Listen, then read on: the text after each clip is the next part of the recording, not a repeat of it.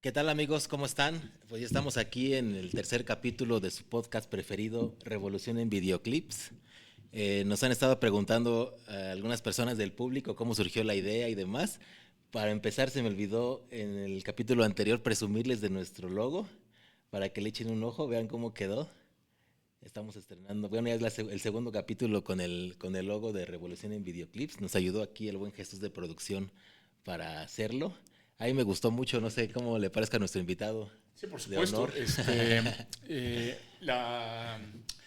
La imagen donde está el Che, es que anda un poco la luz, la imagen donde está el Che arengando a sus tropas es una de las últimas de la campaña de Santa Clara, la que hizo en las villas, y precisamente ahí les estaba diciendo que existía el riesgo de una invasión norteamericana a Cuba. Eso fue después de que derrotó a las tropas del Leonzo Vidal y bueno, pues en general está muy bien. O sea, me gusta, me gusta. Y con colores típicos cubanos también, ¿no? Rojo, azul, algo de blanco. Quedó Por muy ahí, bien, ¿eh? por Quedó ahí. muy bien. Sí.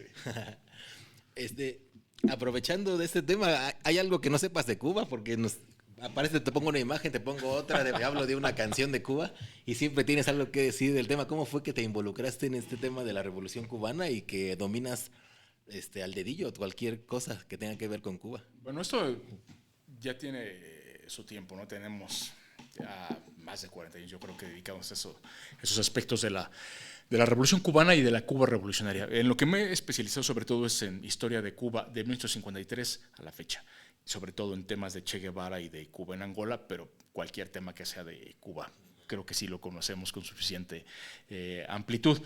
Prácticamente esto surgió por el famoso afiche, el póster del Che Guevara, el de Alberto Corda. Yo lo veía de chico y me impresionaba, ¿no? Dije, ¿quién es él, no?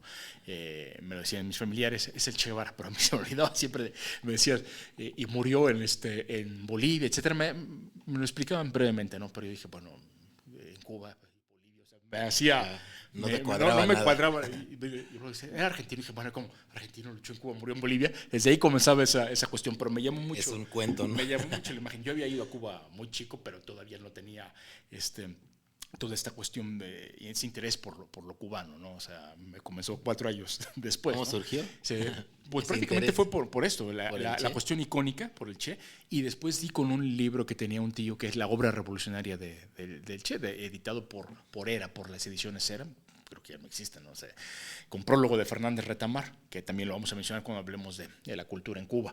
Prácticamente ahí se puede decir que fue un antes y un después. Y como me tocó todo la debacle Europa del Este, siempre surgió la duda de por qué Cuba ahí permanece. Y bueno, pues esto nos llevó a varias cuestiones, ¿no? Involucrarnos al tema. Digo, tengo entre algunas de las cuestiones que me gusta dar a conocer hasta donde recuerdo, creo que soy de las pocas personas que concedió entrevistas Gary Prado cuando fue embajador en tiempos de Fox de Bolivia aquí en México. Sabemos que Gary Prado fue el militar que capturó al Che Guevara y hasta donde yo recuerdo, pues creo que fue a Canal 40 una Pacho O'Donnell, un escritor argentino que hizo una biografía sobre el Che y creo que a mí, no sé si a más personas, pero por ejemplo a nuestro querido Paco no se la dio, ¿no? O sea, y a otros pues tampoco. Sí se la dio a Castañeda, aunque no aquí en México, tiempo antes, ¿no? Pero bueno, pues Castañeda Pero con todas las ¿cómo cuestiones. convenciste al buen Gary Prado de que te diera la Yo entrevista? trabajaba en relaciones exteriores. Yo trabajaba en Ah, relaciones ok, ok. exteriores y en una ocasión estaba ahí en lo que era la torre que ahora pertenece a la UNAM, por algunas cuestiones de cuando México se involucró con lo de la Corte Penal Internacional, etcétera, que se ratificó, se hizo una comida para embajadores. Allí yo estaba con gente de consultoría jurídica. eh, ¿Consultoría jurídica o asuntos jurídicos? No, consultoría jurídica, porque estaba Gómez Roblado ahí. Él era el jefe de consultoría jurídica. Y recuerdo que ahí vi al tercer secretario de Embajada de Bolivia, y afortunadamente gente de consultoría jurídica me consiguió acceso a la comida que iba a haber entre diplomáticos y me senté a su lado y bueno, después de 3 pláticas quedó convencido de quizá de ciertos conocimientos que uno tiene de la Revolución Cubana y solicitó una plática, una entrevista con Gary Prado. De hecho, él me dijo, fue muy interesante porque él me dijo que me pusiera de acuerdo con la secretaria, ¿no? Sobre la hora, porque ya había aceptado él.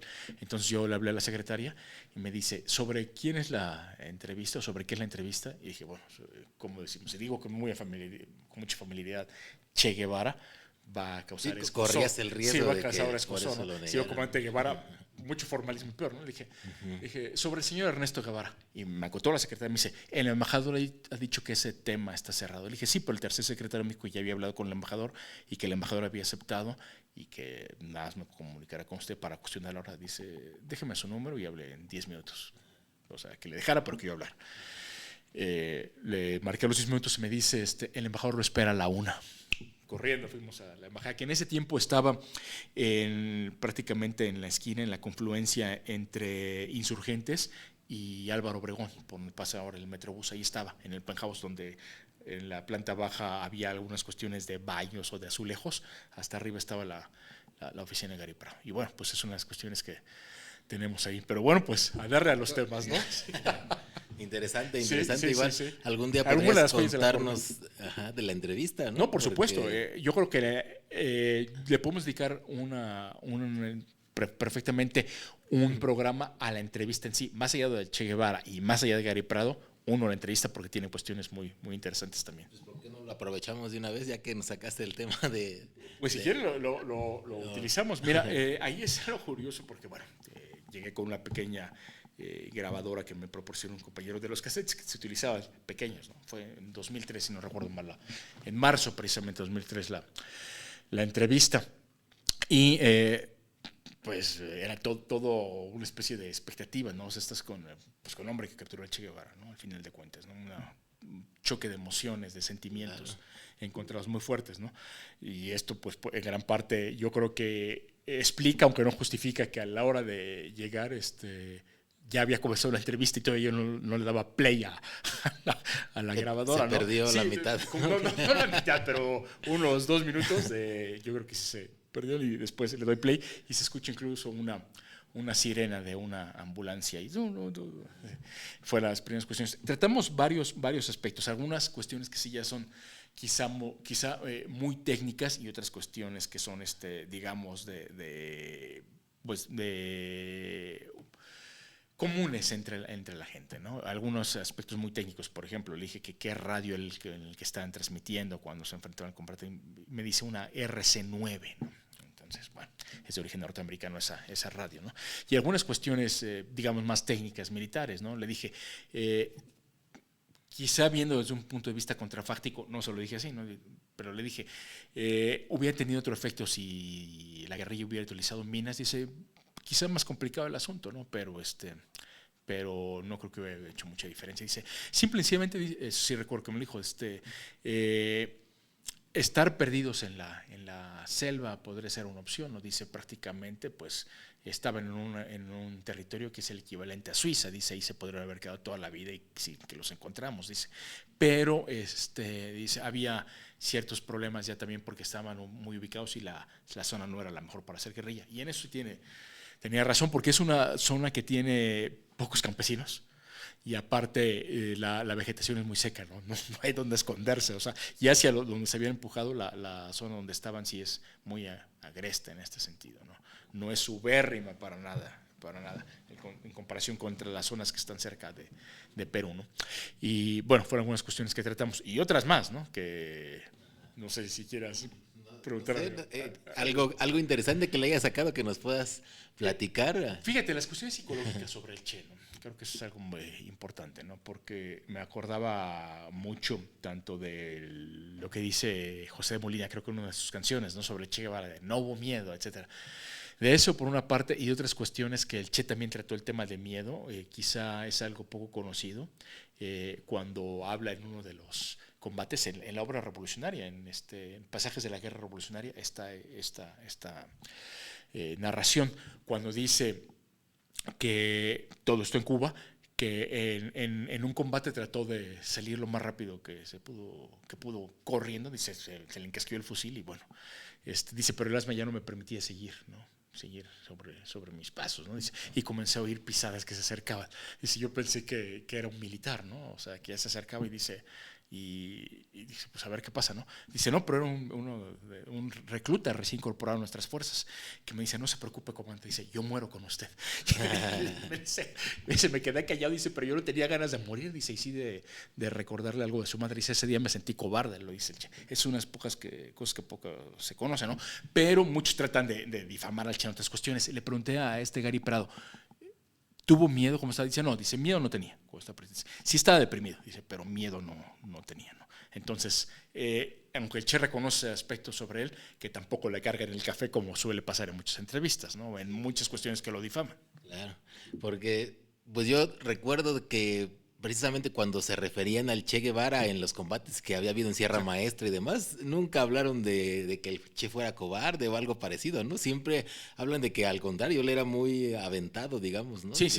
Era bastante valiente, incluso en algunas cuestiones hasta temerario. Esto lo compartía con Camilo Cienfuegos. Y fíjate, aquí hay una cuestión muy interesante porque algo que sí estoy recordando de la entrevista y que se enlaza con otras cuestiones, el problema... A esto ya nos lleva prácticamente a filosofía de la historia, ¿no? Y a cuestiones epistemológicas incluso, ¿no? Del testimonio, de la verdad y de la memoria, ¿no? Porque hay una cuestión que no me cuadraba en el libro de Gary Prado. Es un libro muy interesante y muy objetivo, incluso lo ha reconocido Fidel Castro, que por cierto Fidel Castro tuvo una vez una foto con uno de los hijos de Gary Prado, pero eso es otra historia. Sí. Bien, esta cuestión que es muy interesante del libro que se llama, en la edición que está aquí en México se llama Cómo capturar al Che, y en otras ediciones se llama La guerrilla inmolada. Y le decía yo que había una cosa que no me cuadraba. Le dije, a ver, usted cuando dice que llegan los militares y que los campesinos les dicen a ustedes que los guerrilleros que habían estado en ese poblado, un pueblo ya cerca a La Higuera, les preguntan que cómo había sido la entrevista con ellos y que un guerrillero les dijo en quechua a un campesino, un guerrillero boliviano, dice, literalmente así lo dijo, estamos jodidos, no vale la pena que te unas a nosotros. Y dice usted que ese guerrillero era Pablito, pero aquí yo la duda que tengo, le dije a Gary Prado, es cómo supo usted que el campesino sabía que ese guerrillero era Pablito, porque no llegaba a hacer una presentación, mira, aquí está fulano, sutano, no era así, ¿no? ¿Cómo supo usted? Y me dice, no, Pablito era el campesino. Dije, no, era el guerrillero. Dice, no, era el campesino. Le dije, no, era el guerrillero Francisco Huanca Flores, llamado Pablito, que nació en Oruro en 1945, en septiembre del 45. Y me dice, y está claro, dice, sí puede ser, sí, ya no recuerdo eso. Y es una persona que estuvo lleno de esos acontecimientos, ¿no? Entonces, hay unas cuestiones que sí son tergiversar de historia y hay otras cuestiones que es la memoria. Y esto vamos a otro aspecto de que a veces fuentes de primera mano, porque hay el dogma en muchas instituciones, ¿no? Que si es fuente de primera mano ya está curada de todo revisión epistemológica, ¿no? Esto nos lleva a las discusiones del Círculo de Viena ya muy especializadas entre Carnap, Neurath y Schlick, que sí hay enunciados básicos epistemológicos. Carnap y Schlick decían que sí, y decían ahora, y dicen, no hay, ni siquiera los de primera persona. Y con lo que vemos de Gary Prado creo que se confirma, ¿no? Bueno, por esto de esto también podemos tener otras cuestiones, ¿no? Ya enlazándonos en algunos aspectos, hay un documento que grabó hace más de 10 años, 5, 6, 8 años por ahí más o menos, fíjate, hablando de la memoria, Paco Ignacio con Telesur, sobre el Che Guevara, ¿no? ¿Captura? No, sobre varias cuestiones. Una de ellas está dedicada a la captura y va utilizando diferentes interlocutores. Utiliza a Enrique Acevedo, un guerrillero, revolucionario, militar cubano, que muy importante en el periodo de la revolución, también en Angola, pero ya para el aspecto de Bolivia utiliza a Leonardo Tamayo Núñez, que en la revolución cubana le decían Urbano, y que este nombre, bueno, en la revolución cubana le decían Tamayito, y en Bolivia, para este conche en Bolivia le decían Urbano. Entonces, y fue uno de los que cuando Vinicio del Toro estaba haciendo su película, pues le dio más datos, ¿no? Entonces hay un capítulo muy interesante, es el penúltimo, esto sí recuerdo, es el penúltimo capítulo de esa serie de la que está editada por Telesur, en el que están hablando de la guerrilla cubana, y dice Urbano. Dice, el rubio es Jesús Suárez Gayol, ¿no? Que fue viceministro de Industria Azucarera y estuvo con el Che precisamente en Las Villas, por donde está la imagen allá, en esa zona. Dice, el rubio había muerto, dice, el 18 de abril. Y sigue hablando. Pero ahí la memoria lo traiciona a Urbano, porque murió el 10 de abril. Y no solo está confirmado en el diario del Che, en el diario de Braulio, en el diario de Rolando, en el de Pacho y en de lo que tenemos del de Moro, ¿no? Y en el de Pombo, por supuesto. Está confirmado, también está confirmado en el libro de Gary Prado y en la prensa de la época. Y de hecho, es la única vez que yo he escuchado que dicen que murió el 18 de abril. Siempre decimos el 10 de abril. Y a Urbano se le olvida. Pero todavía más, no lo corrige Paco Ignacio. Y no lo corrige a pesar de que tenía su libro en la mano, el tabique que todos conocemos, y que ahí viene la fecha exacta del 10 de abril. O sea, algunos datos también le juegan a nuestro querido Paco Ignacio, ¿no? Entonces, no solo es exclusivo de Gary Prado, sino de varios interlocutores, que hay que distinguir cuando es una cuestión de memoria a cuando estás tergiversando la historia. Claro, y porque incluso utiliza las dos cosas, ¿eh? Sí, cuando se habla del tema de la muerte de Che Guevara, no hay fantasmas, sí, hay datos inventados, sí, hay tergiversaciones y demás, sí, ¿no? O sea, yo me acuerdo, hay datos que yo leí en algún momento, ¿no? Que decía que le habían cortado las manos y que su cuerpo se habían profanado y que no sabían, o sea, se inventaron historias alrededor del tema del Che Guevara que ya era complicado. Precisamente es así como se juega la tergiversación de la historia, que no sabes qué es verdad y qué es mentira, sí, no sabes distinguirlo. Sí le cortaron las manos, pero post-mortem, no, que no creo que algunos sí nos quisieran cortarles esto ahí estando vivo, ¿no? Sí se las cortaron para cuestiones de identificación, dice uno, Félix Rodríguez, uno de los agentes de la CIA de origen cubano que estaba ahí, que el presidente de Bolivia, Barreto, le quería cortar la cabeza de plano, ¿no? Pero dice, no, espérense, con las manos basta, ¿no? Según eso, para enviarlas a que las huellas dactilares que las identificara a Policía Argentina. Digo, no era necesario. Que también algunas veces decían, fue solamente un dedo, de ahí que el poema de Mario Benedetti que decía que solamente quedó un dedo, ¿no? O sea, en el famoso poema de Consternados Rabiosos, ahí Mario Benedetti pensó que solamente habían cortado un dedo. No, sí le cortaron las manos, que después Antonio Arguedas, eso da para otro tema, que fue el ministro de Interior de Bolivia, o sea, secretario de Gobernación, va a enviar, es el que envía las copias del diario del Che a Cuba y también envía las manos. Entonces eso es algo muy, muy interesante. Pero sí, ahí hay muchas cuestiones y ahora con la inteligencia artificial todavía más. Acabo de ver yo una foto donde está el Che capturado con varios militares. Me la mandó un amigo y dice, mira cómo ves esta cuestión. Dije, de la cintura para abajo es inteligencia artificial, por una cuestión, porque lo presentan aquí con botas, pero el Che había perdido las botas en septiembre en el cruce de un río y él estaba a alpargatas y el que le hizo las alpargatas fue el ñato. Y lo refiere el Che, dice, bueno, no refiere que las hizo el ñato, pero sí que estaba alpargatas, dice abarcas, así es como yo, ahora estoy abarca, cosa que no me hace ninguna gracia, dije. Y en el libro de José Luis Alcázar, La guerrilla del Che, están los pies del Che herido y con las abarcas. Entonces esto es inteligencia artificial. Pero sí, se presta mucho a esta cuestión, ¿no? Para cualquier cosa, ¿no? Así es, fundamentalmente. ¿Todavía vive Gary Prado o qué pasó con él? Murió hace poco, no se lleva muy bien obviamente con el gobierno de Evo Morales, no solamente por la cuestión política, sino también en el gobierno de Evo Morales algunos hermanos Peredo, de Antonio Peredo, bueno, pues forman parte de él, ¿no?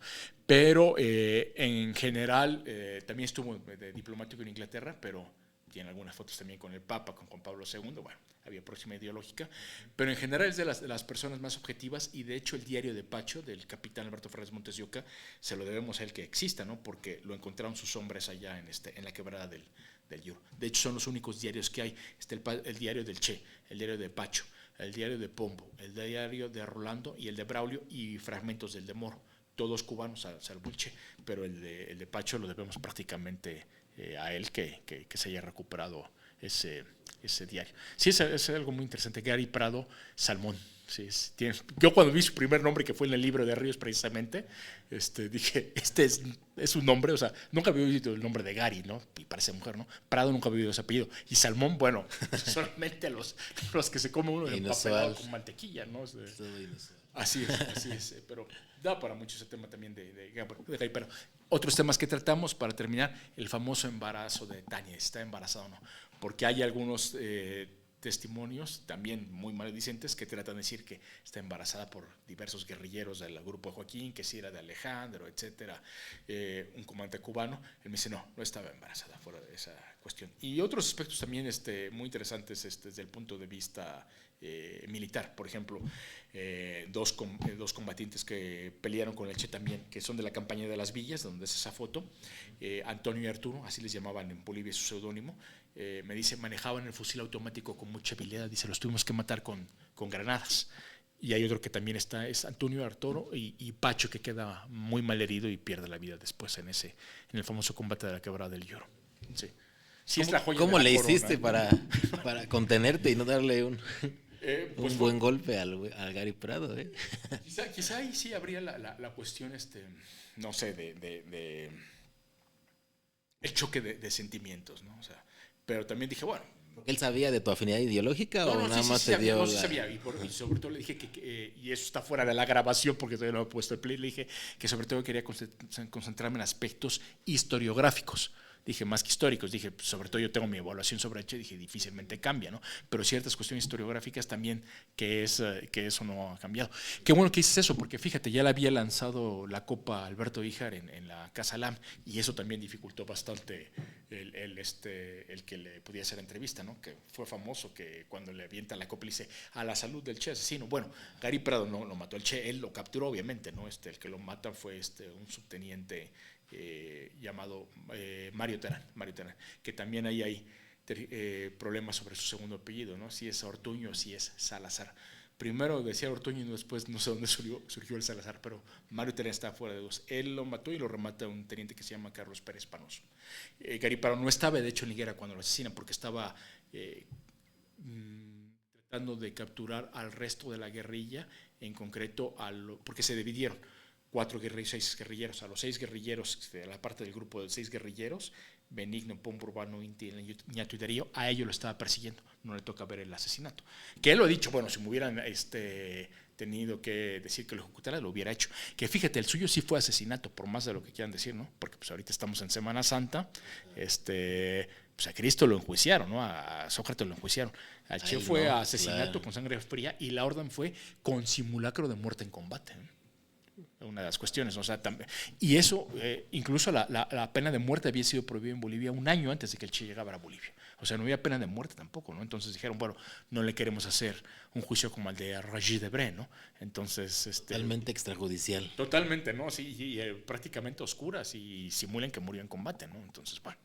¿Y esa entrevista la conservas? Todavía la conservo, pero... Se me estaba ocurriendo que a lo mejor podríamos subirla. Eso es algo muy interesante porque la tengo todavía en ese formato y ya estamos en otros tiempos, ¿no? Todavía está en el formato del video, del videocassette, bueno, de audiocassette más bien. Seguramente les va a interesar a nuestra audiencia. Yo creo que sí. Si el buen Jesús nos ayuda para hacer ahí la conversión del formato y demás. Yo creo son de las pocas entrevistas, te digo. Ignacio tuvo que basarse en la información que le dio Castañeda, que hubo intercambio entre ellos de material, pero a él no se lo dieron, y a la jornada que yo recuerdo tampoco les dio alguna entrevista, ¿no? O sea, que yo recuerde, puede ser que ahí lo esté omitiendo, ¿no? Pero a los que le dio. Y después, reitero, después de lo de Alberto Híjar, pues menos, ¿no? Se dificultaba más el asunto, ¿no? Pero sí es una de las joyas de la corona, ¿no? Sí. No, pues ya deberías de rolarlo para subirlo aquí al programa y que lo conozca la audiencia, porque así es. Sí, pues muy interesante todos los datos que nos contaste. La verdad teníamos programado otro tema, pero aprovechando que Pero como es Semana Santa y es 4 de abril, yo creo que podemos enlazarnos a ese otro tema, y va a salir la razón de por qué sí es pertinente. ¿Te parece? Claro. Adelante. Sí, pues para el siguiente capítulo les proponemos ese tema que dice el doctor Armando Ramírez. Y me han estado preguntando también de la audiencia. Mi nombre es Oscar, se me olvida siempre presentarme. Y les platico más o menos. El proyecto que teníamos era pues no dejar todos estos datos que conoce nuestro invitado de honor pues así al aire, ¿no? Que de repente sabemos que escribe un artículo por aquí, que te da una entrevista, ¿no? En el Canal 11 ya nos habías platicado y demás, pero como ustedes han podido ver y escuchar, maneja varios temas de la Revolución Cubana y temas actuales. sobre el tema de Cuba y pues la idea es que sea un poco más digerible y que se quede ahí en la red para quien quiera consultarlo y demás, que se interese sobre estos fuentes temas. De historia oral o cuasi historia oral. De primera mano, de primera mano. Así es. Pues muchas gracias, yo creo que por esta ocasión lo dejamos hasta aquí, pero la promesa es que el siguiente capítulo abordemos ese tema. Gracias. Ya apareció más podcast, ¿sí? Sí. Ahorita viene